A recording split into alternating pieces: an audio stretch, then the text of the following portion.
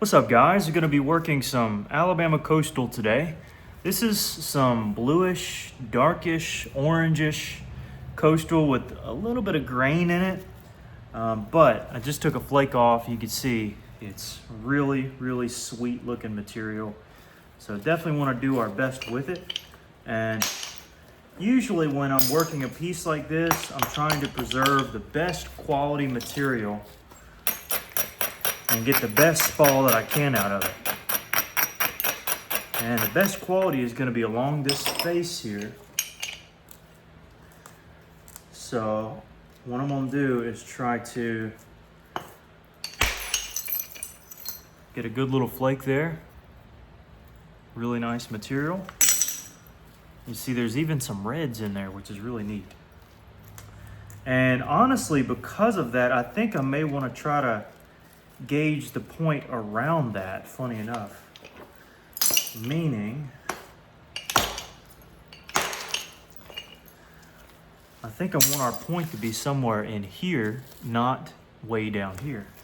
Because way down here, it's a little bit more grainy. You could see it, I mean, for sure. So I think that's exactly what we're gonna do. So because of that, I'm gonna take this bopper and that's where the bulb of percussion was there. And I'm gonna shoot back into here. It's not gonna do much because unfortunately there's not much to bite on, so maybe I'll come from this direction and then shoot back. There we go. And again, a little bit cruddier over here. So just gonna hit it where I can make some room and then get a big flake off of it. And that actually looks decent. That one doesn't look too bad. Get the cortex off so you can get a platform to hit on. In this case, we don't really have a good one, so just gonna go beside it first. Again, I want to keep this face, not the bottom face. So with that in mind,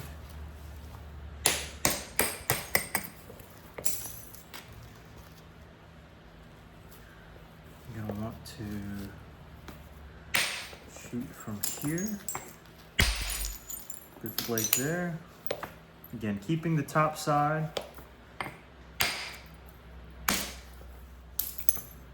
And all these are fairly translucent too, I should add. So really nice pieces coming off. There we go. So a good spall, but that also gives us a platform. Strike off of.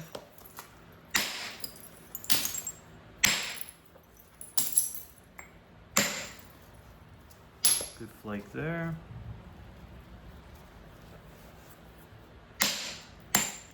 Again, I don't mind if we lose a little bit, as long as we're preserving the best quality of material in the piece. Good flake.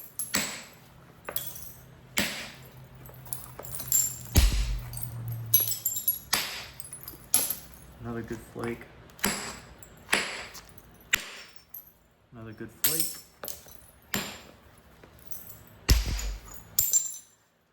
Yeah, now we're getting to the good stuff. See how clean and nice that is there? A couple of little glassy pockets, but nothing too frantic or wild out of the ordinary. Very predictable, which is what you want.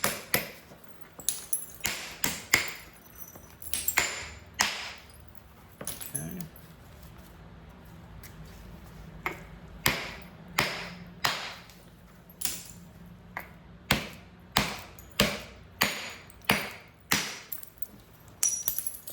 All right. And we're down to a fairly manageable biface that I can either work something raw out of or heated.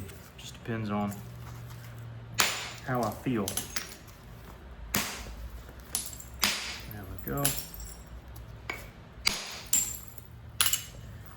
And of course, there's a good flake here, and then we'll be done with this piece.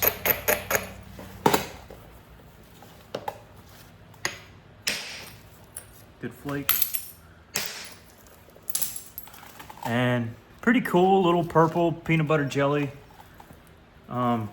Coastal Plains shirt biface. This is, again, the reason why I don't really sell stuff like this is because, you know, what happens when, you know, someone, you know, receives a box and gets stuff like this and just doesn't know how to push through it, and that can kind of be a detriment. So that's why you don't see a lot of this floating around, is because one, I'm keeping it, but two, you know, my buddy sold some in the past, and it's just, I don't know, it's like getting a box of Tallahassee for the first time. You're just like, what in the world am I doing wrong? Well, it's probably not that you're doing anything wrong. Well, I guess it is that you're doing something wrong, but it just takes some time to get used to the material. That's really all it is. Now, again, on a piece like this, the further away from the Cortex, the more little holes and pits you'll have. But the closer to the Cortex you get, here's the Cortex, look at the side. See this little, I mean, high quality rim area there? Start getting some fossil-y stuff up here. This is the area we want to preserve to get a really nice point out of. So that's what I'm going to focus on for now. Now, what I can do is draw flakes off of this side. And that would be okay. And honestly, because it's so low, I might do it anyways, because it has to be rounded over.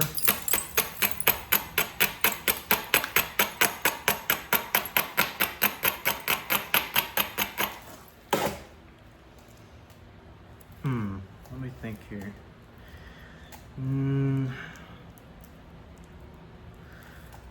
Like I want to, but I don't think I should for sake of just one flake. I think it'd be better if I just set something up, or if I went from that direction, or I could just do a wide flake and hope that it gouges the whole thing. Because taking that would be a huge deal. So maybe I'll just do that. Yeah, I'd have to redo the whole thing. Yep. Okay, so a big flake that kind of wrapped around a little bit.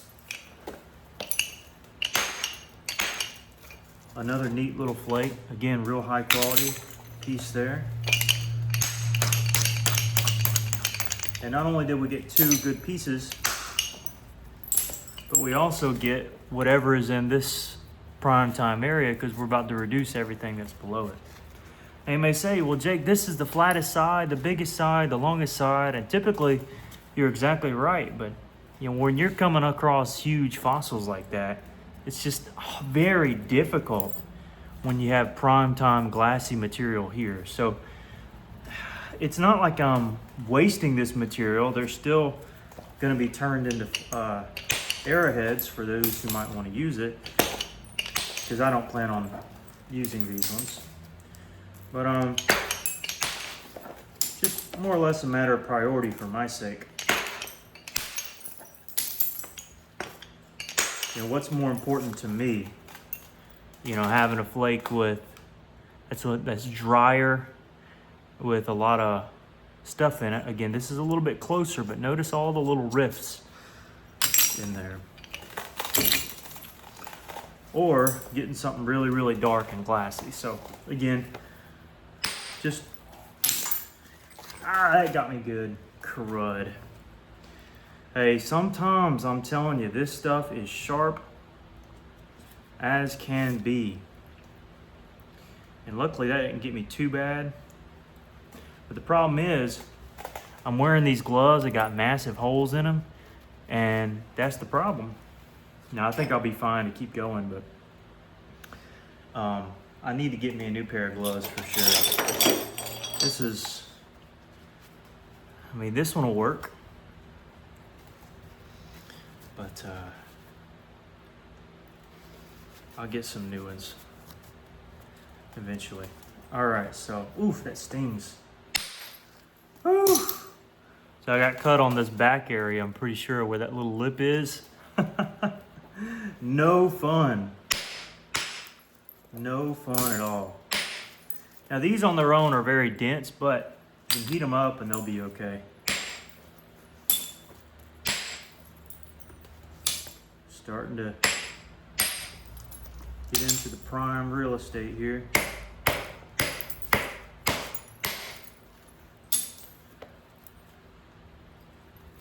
That really got me. Could have been way worse. I've dealt with way worse, but that one stings. Shoot. And that ran all the way to here. So you see the difference just in flakability on that flake alone of just how much better this material is. Let me chip a little bit first.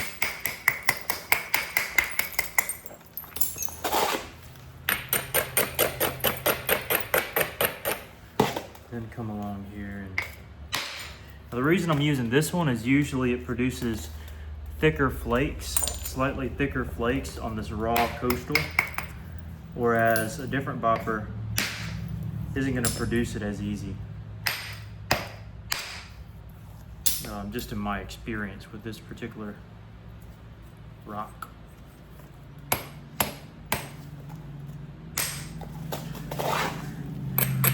So we beveled that so that we can shoot back in and catch the hinge we created. Yep.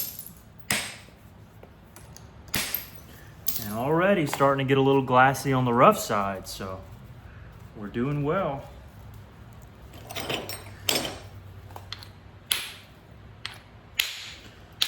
Sometimes you gotta bring the other bopper out, and that one did good.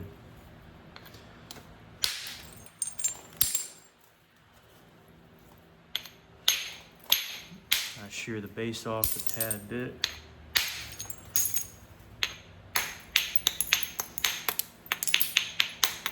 Not really looking for thick flakes anymore on that pass, so I could settle for this using this bopper. And there's that sharp edge.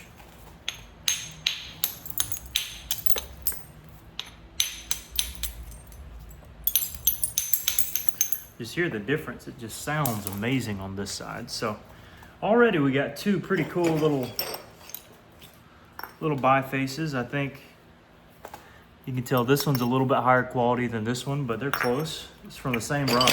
By the way, I still have the big, well, really it's like that big, that this came from. And of course we've got other flakes that came off of this too. Let me see one of these flakes here. Get a slightly smaller bopper here. And again, how do you deal with these? You see how translucent it is already, but how do you deal with a big old,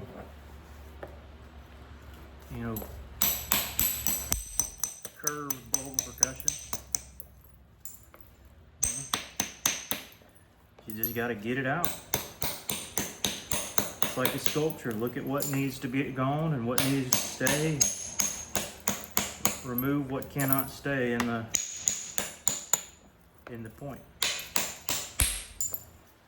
And that may seem extreme, but you got to do it. You got to remove even a little bit over here too, because of just how curved it is.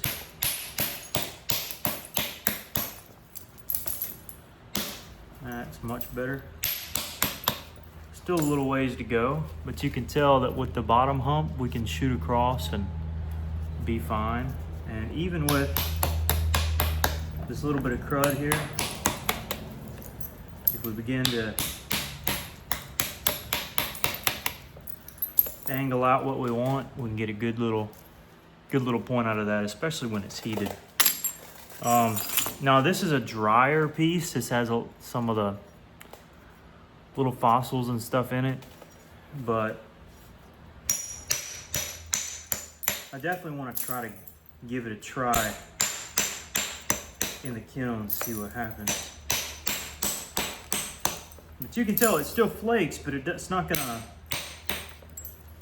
flake like the other. It's not very glassy.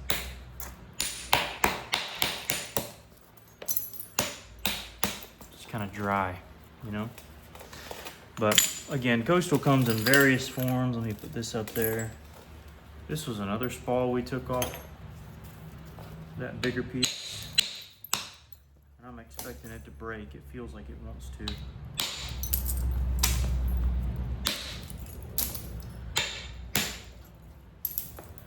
But yeah, with all that crud in there, it's just not very predictable. But I mean, you get extremes with coastal. Some is really pretty. Some of the stuff just looks like that. And this is some just ugly stuff from Florida. But, you know, and Florida does have nice stuff, don't get me wrong. But it just comes in so many different varieties. This is a raw piece of kind of, that's like the dark black that I really like down here. But that's the consistent stuff. This is kind of the drier, rougher stuff. You can see all the little fossils in there. And yeah, it just comes in a variety of different styles. This is, that's coral, excuse me, but it looks like a lot of coastal we have.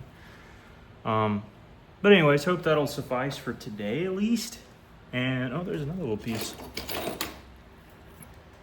In purple. But I got the boulder outside. But anyways, hope you guys enjoyed.